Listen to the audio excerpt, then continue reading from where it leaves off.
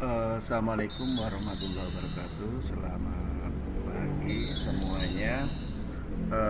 Kita pertemuan pada hari ini adalah untuk yang pertama kali lewat daring atau melalui channel YouTube. Jadi ini adalah materi yang pertama. Sebelum masuk kita pada materi pertama atau tugas nanti berkaitan dengan bab 1 ini di awal semester, sebelumnya kita ingatkan bahwa semoga kalian tetap selalu sehat sehingga bisa mengikuti KBM daring ini dengan baik.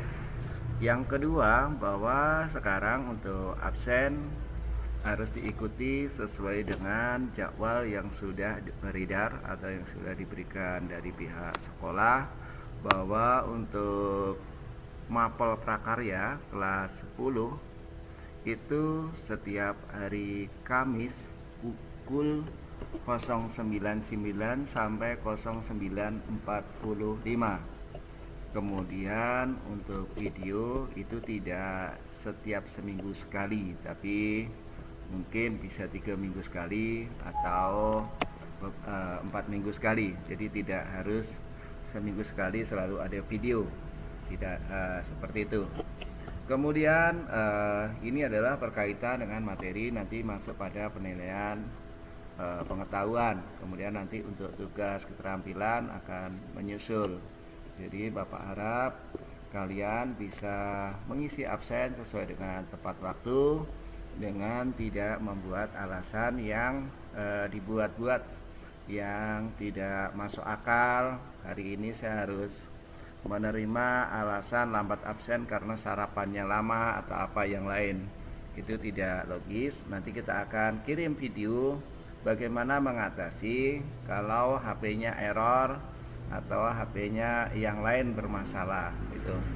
Baiklah, kita akan mulai yang pertama hari ini, yaitu kerajinan dengan inspirasi objek budaya lokal. Jadi kita yang dimaksud dengan budaya lokal ya tentu budaya daerah setempat gitu. Jadi membuat kerajinan dengan berbasis budaya lokal atau memperhatikan kearifan lokal, seperti itu intinya. Oke, yang berikutnya adalah kita akan lanjut masuk yaitu pada kerajinan budaya lokal Indonesia, seperti itu. Kerajinan budaya lokal Indonesia itu macam-macam, dari mulai rumah adat Indonesia, itu ada rumah adat Kerong Bada, Nangro Aceh, rumah adat Bolon, dan seterusnya. Ini ada yang double ya, sorry ya, di B dengan C nih. Dan rumah adat Selatu jatuh di Sumbar, kemudian Panggung Kejang Lako, kemudian rumah adat Limas. Kemudian ada rumah adat Panjang ya, kalau kita di Kalimantan Barat itu rumah adat Panjang yang dimiliki oleh Dayak, yang kalau di Pontianak berada di pusatnya di tingkat provinsi di Jalan Sutoyo. Kemudian kalau di Bengkayang kita ada juga rumah adat Panjang yang di Sebopet, seperti itu.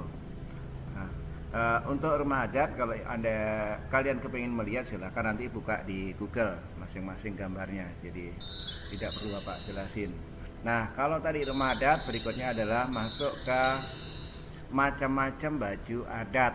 Nah, ini adalah kerajinan yang berbasis budaya lokal. Jadi kalau baju adat Sumatera tentu lokal Sumatera, begitu juga kalau di Bengkayang tentu ada baju adat sendiri. Biasa kalau ada karnaval atau tari-tarian, nah itu ada yang dari bahan kulit pohon, itu saya lupa, enggak hafal, tapi itu ada budaya adat. Kemudian masing-masing juga punya, Melayu punya adat sendiri, Batak punya.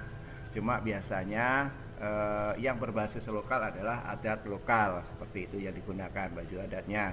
Dan ini harus mempertimbangkan dengan bahan yang mudah dicari di daerahnya. Jadi kalau di Bengkayang tentu ya yang mudah dicari di sekitar hutan Bengkayang, sekitarnya baju adatnya, seperti itu. Kemudian macam-macam kain tradisional. Nah, kalau ada kain tenun, songket, Nah, kemudian ada tenun ikat flores, kain sulam, karawu. Nah, ini semua juga mengacunya pada tradisi lokal atau budaya lokal. Maka dalam membuat kerajinan harus memperhatikan dari ketersediaan bahan di lokal. Maka di sini kalau I atau IJKL ya, L ya, ini ada tenun Dayak. Nah, sebenarnya kalau cerita kain tenun Dayak itu kita pada masuk motif. Jadi baju-baju dinas itu ada motif Dayak. Cuma kita mungkin baru sampai pada tenun motif Dayak atau batik Dayak, tapi di motif Dayak seperti itu. Nah, khusus tenun mungkin ada juga di daerah lain. Cuma kalau saya lihat di Bengkayang masih belum menemukan seperti itu. Berikutnya adalah berkaitan dengan produksi kerajinan dengan inspirasi objek budaya lokal. Jadi karena yang dimaksud dengan objek budaya lokal itu adalah kita membuat atau memproduksi suatu kerajinan berbasis budaya lokal. Jadi semua nanti produk-produk yang kita buat ini, kerajinan yang dibuat itu harus berbasis bahannya dari lokal, tapi ide-idenya boleh berkembang dari mana aja gitu, kolaborasi, tetapi inspirasinya harus ada mengandung unsur-unsur budaya lokal seperti itu. Nah, sebelum dilanjut kepada produksi, maka yang pertama dilakukan adalah perencanaan awal produksi. Itu dilakukan perencanaan awal dulu.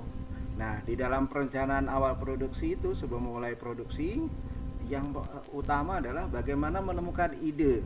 Nah, ide ini didapat dari salah satunya adalah kita sering menemukan suatu produk yang sesuai dengan hobi kita, seperti itu.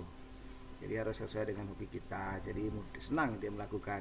Yang kedua dengan mengunjungi stand-stand pameran, kemudian mengunjungi ke daerah-daerah wisata, sehingga yang kita suka pengen produksi suatu kerajinan apa, kemudian bisa juga melalui searching di online, baik mungkin pas ada di grup, kok banyak kerajinan ini ya laris gitu, yang lagi tren gitu, disukain orang, diminatin orang, itu yang harus dikejar gitu.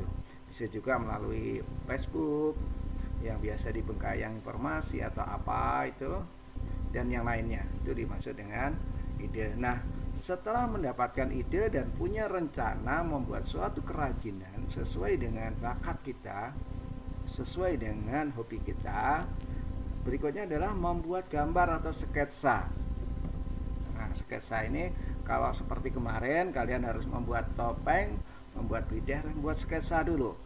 Siapa yang membuat sketsa kemudian membuat kerajinan buat videonya, maka nilainya aja tinggi itu, di rapot nilai tinggi di situ.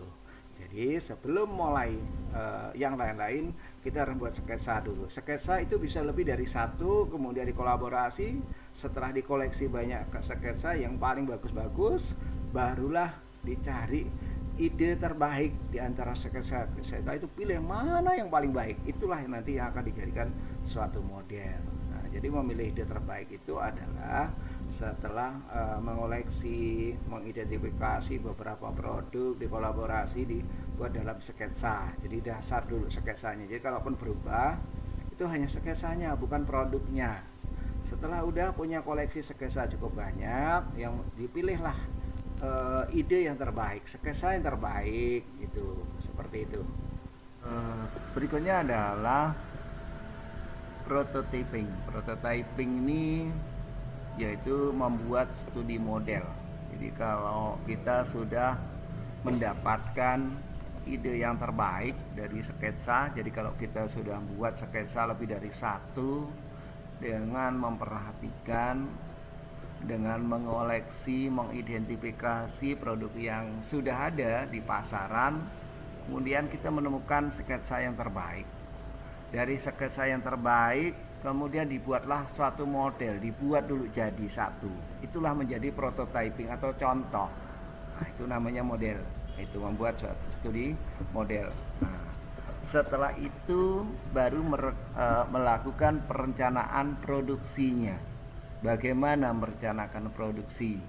mau di mana membuatnya, apa mau diproduksi bagaimana, banyak atau sedikit, seperti itu. Jadi harus dipikirkan itu. Nah, di dalam memproduksi harus diperhatikan juga dalam perencanaan produksi, mulai dari aspek SDM. SDM itu tenaga ahlinya, ada enggak yang profesional itu. Yang berikutnya adalah kepada alat. Alatnya harus menggunakan produk canggih atau yang manual. Kalau manual tentu hasilnya terbatas, seperti itu. Tetapi kalau kita menggunakan suatu IT dalam suatu produk, maka dia akan menghasilkan produk yang sangat cepat, banyak. Terakhir berikutnya adalah modal. Penting itu dalam modal. Belum terakhir ya, modal. Nah, di modal ini penting sekali ini modal. Kalau modalnya terbatas tentu ya dengan produksi yang sangat terbatas, seperti itu. Berikutnya adalah masuk di dalam pemasaran. Kenapa harus dipikirkan aspek pemasaran? Kalau enggak nanti produksi banyak-banyak enggak ada yang beli. Nah, itu namanya susah juga. Itu namanya di dalam perencanaan produksi. Benar-benar dirancanakan langkah-langkahnya step by step, mulai dari menyiapkan bahan, SDM-nya, sampai nanti pemasaran bagaimana, harus direncanakan sebagus mungkin. Ini berhubungan paling tidak kalau di dalam perencanaan produksi, kalau tadi pemasaran belum sampai, tetapi kalau hanya sampai pada produksi bisa mulai dari menyiapkan bahan, kemudian persiapan, kemudian pembentukan, kemudian sampai ke finishing. Itulah perencanaan produksi, seperti itu. Berikutnya adalah tahap produksi. Tahap produksi adalah tahap persiapan, baru mulai nih. Nah, pertama ada tahap persiapan dulu. Persiapan ini ya, apa yang diperlukan di dalam suatu produk itu harus benar-benar mulai dari bahannya harus berkualitas sesuai standar, kemudian sarananya harus benar-benar bagus, cukup fasilitasnya, kemudian SDM-nya itu juga harus profesional, semua harus tersedia. Jangan mau mulai produksi yang diperlukan orangnya 5, yang hadir hanya 2. Nah, akhirnya produknya tidak jadi. Kalau buat sesuatu yang sifatnya harus satu tim 5 orang.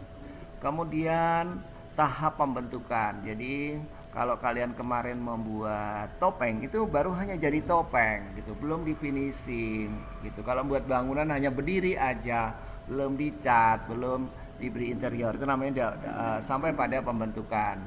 Terakhir adalah pada finishing. Jadi tahap produksi itu ada 3, persiapan, pembentukan, finishing. Finishing itu akhir, bagaimana suatu produk itu menjadi menarik buat orang, sehingga orang tertarik untuk membelinya. Nah, keindahannya, kerapiannya harus disinilah kuncinya di finishing ini. Kalau finishingnya harus benar-benar orang-orang yang profesional bidangnya. Berikutnya adalah pengemasan. Pengemasan ini punya peran satu, pengamanan pada produk agar tidak rusak pada saat pendistribusian, agar nanti tidak terbentur dengan sesama produk atau apa yang lain, itu dalam rangka pengamanan produk. Yang kedua adalah membuat ketertarikan. Nah, karena dengan kemasan yang bagus akan meningkatkan nilai jualnya.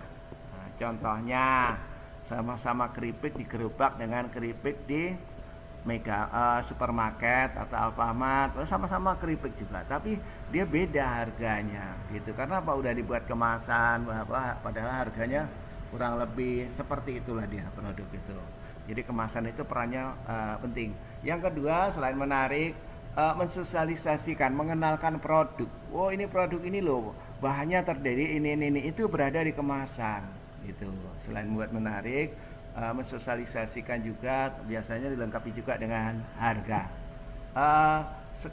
Tambah lagi kalau tadi ada pengamanan, kemudian itu juga pengamanan selain berbenturan itu ada juga pengamanan terhadap cuaca. Jadi supaya produknya itu tidak lemau. Jadi kalau keripik itu walaupun sudah berapa hari, berapa bulan, dia tidak lemau. Karena apa? Kemasannya bagus. Nah, seperti itu. Itu peran dari pengemasan. Kemudian pemasaran. Berkaitan dengan pemasaran harus lihat objek, sasarannya siapa sih, kan gitu. Kalau produknya bisa untuk masyarakat menengah ke bawah tentu ya di pasar tradisional kan gitu. Nah, kalau untuk produk menengah ke atas berarti ke mall seperti itu dan toko-toko besar seperti itu. Jadi harus memperhatikan nih pemasaran sehingga kalau udah tahu objek sasarannya, kita bisa tahu memasarkan kemana barang ini. Produk itu harus dipasarkan kemana lagi seperti itu.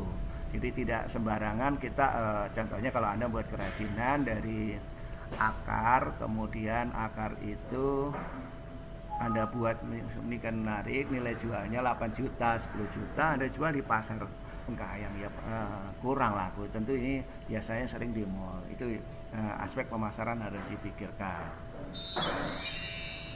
Nah, berikutnya adalah dasar-dasar kewirausahaan dalam kerajinan dengan inspirasi objek budaya lokal. Pertama adalah kita masuk pada pengertian wirausaha. Wirausaha adalah proses mengidentifikasikan pengembangan dan membawa visi ke dalam kehidupan hari-hari. Jadi ini mengembangkan. Mengembangkan ini kalau sudah mengidentifikasi bagaimana orang mampu membangun ide-ide inovasinya ke dalam kehidupan sehari-hari seperti itu.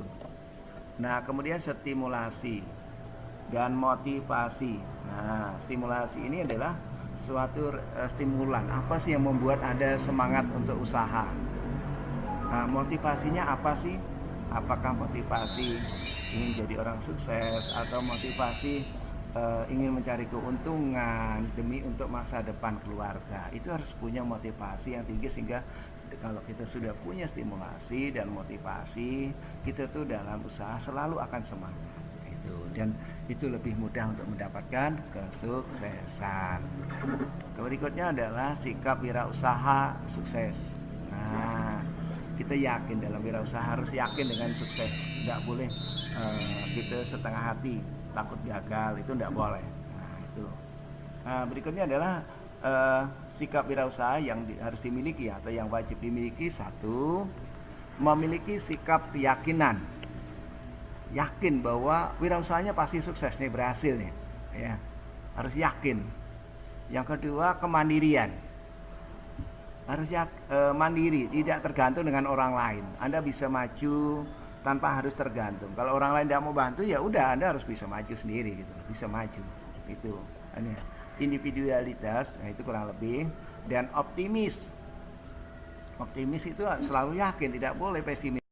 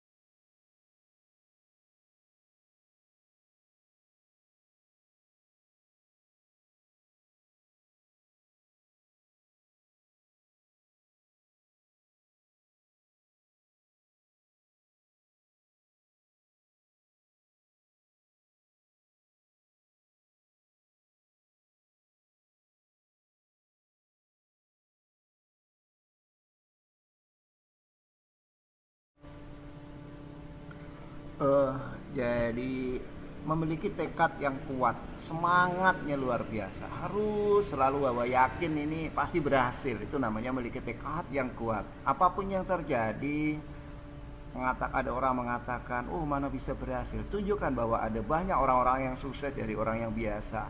Itu suka bekerja keras, banyak orang sukses.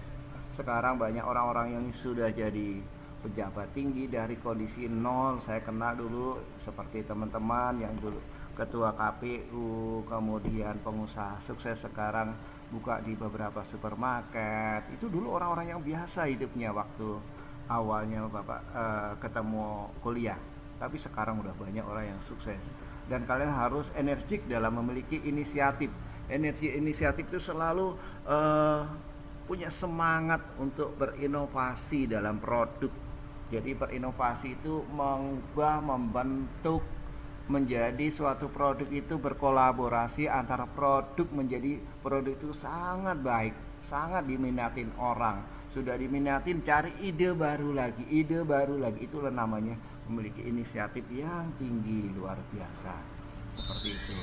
Ya. Nah, berikutnya adalah memiliki kemampuan mengambil resiko dan suka pada tantangan. Ya, namanya usaha itu tidak selalu mulus, tapi kita di awal yakin harus selalu mulus, tapi apapun yang terjadi kita harus siap dengan resiko. Contoh sederhana, kalau Anda kemarin membuat topeng, dengan topeng Anda buat, ada yang langsung bagus, tapi ada yang beresiko setelah cetakannya dilepas itu retak. Nah, ada yang belum kering, sudah disentuh-sentuh, digeser, retak. Itu namanya resiko. Tapi Anda tidak boleh menyerah, tetap harus berusaha. Bagaimana ini topeng harus jadi? Itulah namanya siap mengambil risiko, kemampuan mengambil risiko, suka pada tantangan yang unik, yang orang lain menurut kita belum pernah melakukan. Tapi saya harus siap tantang bagaimana bisa menyelesaikan, bisa mencari ilmu dengan melihat YouTube, bagaimana caranya membuat topeng yang bagus, bisa belajar dengan orang yang sudah menyelesaikan membuat topeng, bisa belajar dengan orang-orang yang ahli topeng. Nah, itu namanya suka pada tantangan. Bertingkah laku sebagai pemimpin dan dapat bergaul dengan orang lain. Jadi namanya orang wirausaha itu beda dengan pekerja. Kalau pekerja itu siap dipimpin. Kalau orang wirausaha harus siap memimpin. Nah, kalau namanya memimpin berarti Anda menjadi pemimpin, berarti bertingkah laku sebagai pemimpin. Tetapi bagaimana menjadi pemimpin yang bijaksana, yang adil, visioner. Visioner itu berpikir maju. Jadi maju bukan untuk diri sendiri, bukan hanya pimpinannya, tetapi nanti karyawannya juga bisa maju. Banyak orang-orang yang sukses. Saya punya teman, punya usaha, kemudian dia punya sopir yang tukang angkut barang dari seluas Pontianak seluas. Sekarang sopirnya sudah berhenti, bisa beli mobil, buka toko, nambah mobil. Itu namanya apa? Berkembang gitu. Sebagai pemimpin dia berhasil mendidik karyawan, itu namanya bisa memimpin. Nah, berikutnya adalah bergaul dengan orang lain, dapat bergaul. Namanya wirausaha itu kan berdagang berarti harus punya komunikasi yang baik sehingga orang senang untuk ketemu, senang berkomunikasi, senang bersilaturahmi. Nah, seperti itu. Sehingga inilah perlu hubungan sesama pengusaha, hubungan sesama konsumen itu benar-benar dijaga. Hubungan dengan distributor itu juga harus dijaga.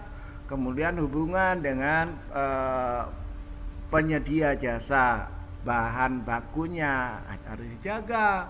Hubungan dengan staf atau karyawan dijaga. Itu semua harus dijaga. Itu namanya dapat bergaul dengan orang lain. Berikutnya adalah serta suka terhadap saran dan kritik. Kita tidak boleh alergi kalau orang baik dari dalam maupun dari luar memberikan saran dan kritik. Dari dalam dari mana? Yang paling dekat adalah dari keluarga. Jadi kalau keluarga memberi masukan, usahanya begini, ya itu harus terima. Setelah diterima baru dipertimbangkan, bisa tidak dilaksanakan. Lebih baik tidak usahanya kalau menggunakan saran itu dipakai. Berikutnya adalah intern yang kedua adalah dari dalam lagi, yaitu dari karyawan, tim kerja itu juga dari dalam. Harus dipertimbangkan kalau ada memberikan saran dan kritik yang sifatnya membangun. Jangan langsung ditolak. Siapa tahu dengan kritik yang saran itu memberikan suatu kemajuan buat usaha. Berikutnya adalah saran kritik dari luar. Dari luar ini dari siapa? Rekan bisnis, konsumen, distributor. Ternyata pengemasannya kurang bagus. Rasanya kurang bagus. Harus itu siap diterima gitu. Jadi kekurangan yang disampaikan itu harus jadikan pertimbangan dalam rangka memperbaiki produk supaya lebih baik. Berikutnya adalah memiliki inovasi dan kreativitas tinggi. Inovasi itu adalah melakukan perbaikan terus, perbaikan, pengembangan produk. Pengembangan produk itu bisa dari bentuk, kemudian keindahannya, coraknya, ciri khasnya. Jadi harus memiliki ciri khas tersendiri. Apa aja ini budaya lokal, harus benar-benar mengambil budaya lokalnya mana gitu loh ya, harus diperhatikan dalam buat produk. Nah itu. Kemudian fleksibel memiliki jaringan bisnis yang luasnya. Tadi udah Bapak sampaikan. Dengan cara apa? Menjaga atau dapat bergaul dengan orang lain. Ini dalam rangka juga membuka atau membuat jaringan bisnis yang luas. Sehingga produk kita tuh bukan hanya produk untuk di kabupaten, tetapi bisa ke kabupaten lain, kemudian meningkat ke tingkat provinsi, provinsi lain, akhirnya nasional, go internasional. Dari mana ya? Buat jaringan bisnis yang luas. Satu, dengan cara langsung, bisa juga dengan cara sekarang mudah lagi, jaringan daring online.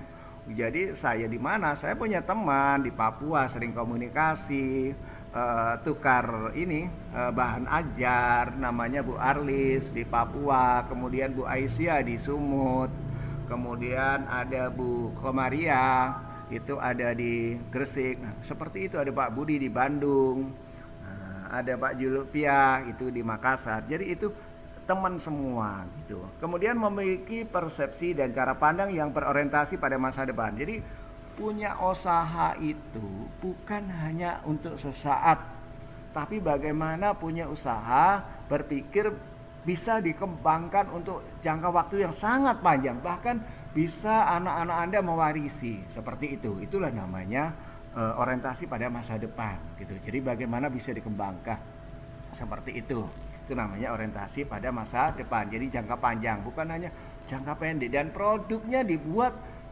bisa digunakan untuk jangka panjang, tidak rusak gitu loh. Nah, tetap menyenangkan walaupun waktunya udah panjang. Jadi orang akan tertarik gitu.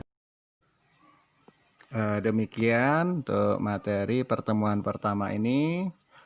Mohon diperhatikan dengan baik. Nanti untuk tugasnya akan Bapak sampaikan di GC. Jadi apa yang harus kalian kerjakan. Dan untuk syarat, setiap bahwa bukti Anda sudah membuka video ini harus komen, wajib komen dengan cara yaitu menulis, contohnya namanya Ani. Nanti di komen ditulis dengan Ani hadir kelas 10 IPS 1. Terima kasih dan semoga bermanfaat.